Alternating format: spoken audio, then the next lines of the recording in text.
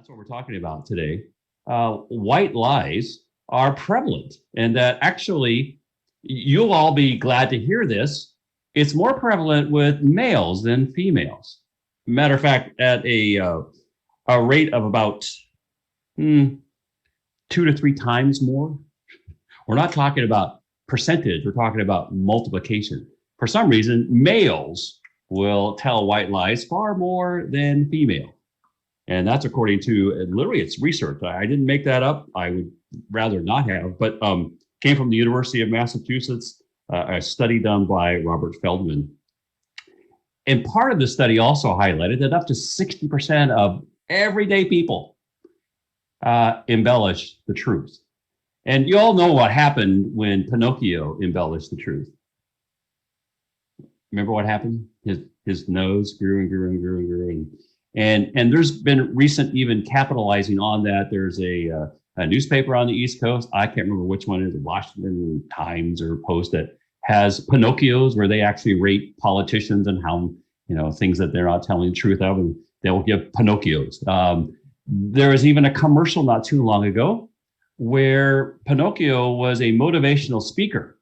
And part of the aura, if you will, of a motivational speaker is to inject encouragement to people. Now, it shouldn't be false encouragement, but he says, I see you, I see potential, I see you potential. And what happened? His nose just kept going. The guy's just lying. And so we all know what lies are. But how do we actually determine what we should involve ourselves with, what should come out of our mouths and what shouldn't? Well, it's going to come down to values. And where do these come from? As a matter of fact, you remember that Pinocchio not only would tell a lie, but he actually encouraged us and our motive that a white lie, I even said it earlier, it's not that bad. It's just a half truth. It's an embellishment, all kinds of excuses that we might add to it. But where do we draw the line? Where do we draw the line of what is just innocent and what is actually of a concern? Now, as I'm thinking of this, I'm thinking about even lifestyle. I mentioned earlier, my wife and I adapted the keto lifestyle here in the last 18 months, and we've had tremendous physical results and success. And yet part of even the keto, if you've ever been on any kind of regimen, you talk about cheating, right? You said, oh, we cheated a little bit. We had a little too many carbs. We had some sugar. And so you have to realign yourself to get back into the program. Now, personally, I have valued not cussing. It's a personal value. And you'll see, can always see the screen that I have right now, this Nearpod slide. What are our values is a big question. Our values inform our thoughts, words, and actions. I have a value that cussing is not, it's not something I want to participate in. And so when I hear cussing, I rankle. Oh man, and it's become commonplace in many of our movies and our TV shows. And there used to be, oh my goodness, I shouldn't defer to the others who are of similar age that I am, but we will remember there was a guide, a standard for television, and that if a television network abided by the guide, there were curse words that could not be aired on TV, period. And now what's happened?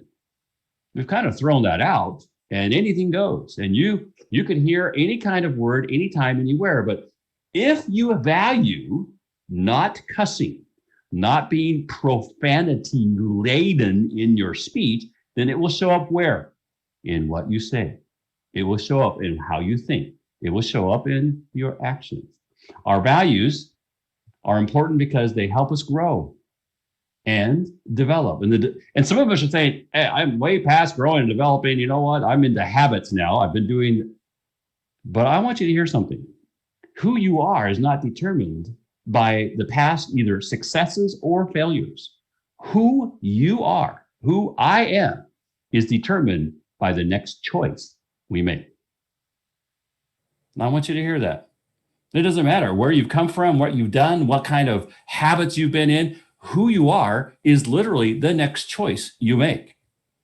And so you're not stuck. You're not stuck in any mode. You're not stuck in any failures. You're not even stuck in even successes. Who you are is really still determined by the very next choice you make. And so our values are important because they help us grow and develop, and it never stops. The decisions we make daily are a reflection of our values. Here's one. My wife said this almost daily for our 4 sons to hear. Out of the heart, the mouth speaks. It's an Old Testament verse. It's, I know, way out of that old dusty book called the Bible, but it is truth. Out of your heart, the things you hold on to, the values you have, you will speak to them. You will have actions, and it's just human nature.